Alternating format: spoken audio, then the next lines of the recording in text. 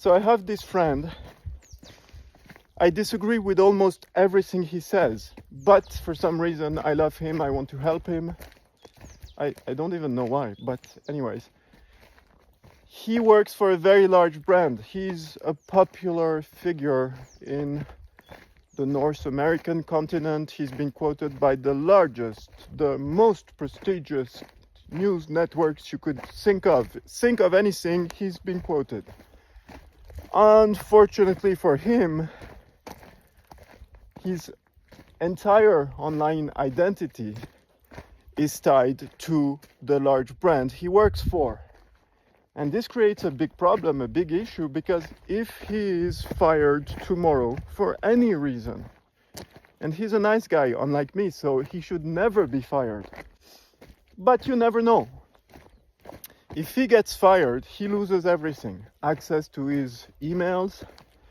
He had no website until a few months ago. Everything was tied to the very prestigious brand he works for. So I tortured him. I insisted, in a way, harassed him, because I found a great domain name that we had to secure to launch the future website he didn't want to launch, but I persisted, I insisted, and I basically made his life unbearable until he paid for the domain. And then I offered to host everything forever on my own servers. Very powerful infrastructure, because I'm hosting a lot of stuff. But he refused. And then I offered to create the website, to design everything, to take care of absolutely everything. But you can guess what happened. He refused again. And secretly he worked on his own version of a future website. And one day he messaged me and he tells me, look, my website is online. I have set up everything. I'm using Cloudflare. Please take a look at the website. And oh, the shock, the horror. I said, okay, fine, it's a good challenge. It's probably one of the worst websites I've seen in the past 10 years. That makes the whole thing even more interesting, even more challenging, because now we know if search engines approve, it will certainly not be because of the high quality of the user experience, because there's no experience and probably no users. Unfortunately for him, and this made the whole thing even more challenging for me again, his name is also the name of athletes, published teachers, professors, PhDs. Why is this important? Well, simply because those people, without having to work hard online because they worked hard offline, have instant recognition. You are an athlete. Everybody is going to mention you. You are a published professor, author, teacher. You have papers everywhere. In terms of credibility, authority, trustworthiness, it's the dream for search engines. They know who you are. But for someone like me, willing to help him, it's not a dream, because you have identical entities that are not identical, but they are identical for search engines because it's the exact same search query. First name identical, last name identical. Fine. I thought I never bought any backlinks. I'm not going to start today. His website has exactly 0 backlinks, which is really interesting. We cannot use his new website and get mentions in the press because he's still employed by a very large brand, and that would not be fair. So this is out of the question. What's left? Well, I know he's been mentioned by very, very large news media networks. So I asked him to compile the most prestigious, the most amazing articles mentioning his name, just his name, nothing else, no backlinks, nothing. And he did it slowly, but he did it. Fine. So I have the list. I order things in a certain way because I know how search engines operate.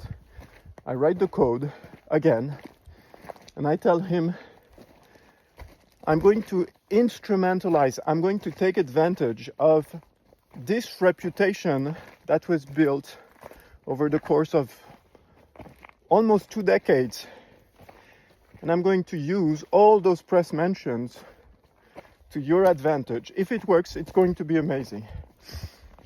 Guess how he reacted. I expected, you are so clever, you are so intelligent, I love you, thank you for your help. You know what he did? He told me, do whatever, I don't care. Okay, it's always nice. Recognition. Okay. Once I got over the shock, I did what I said I would do, and I checked his current position, his current rankings. Between 30 and 40 in terms of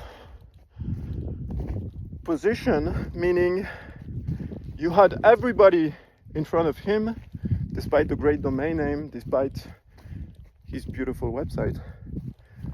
But seriously, everybody was in front of him. Even the worst social media profiles, everything was in front of his beautiful website. We forget about my structured data strategy because SEO is dead and structured data is dead and everything is dead and everything is dancing around its own grave, much like Schrodinger's cat. Maybe it was Schrodinger's dog, who knows? But everybody's dancing around their own graves, and it's a very lovely party.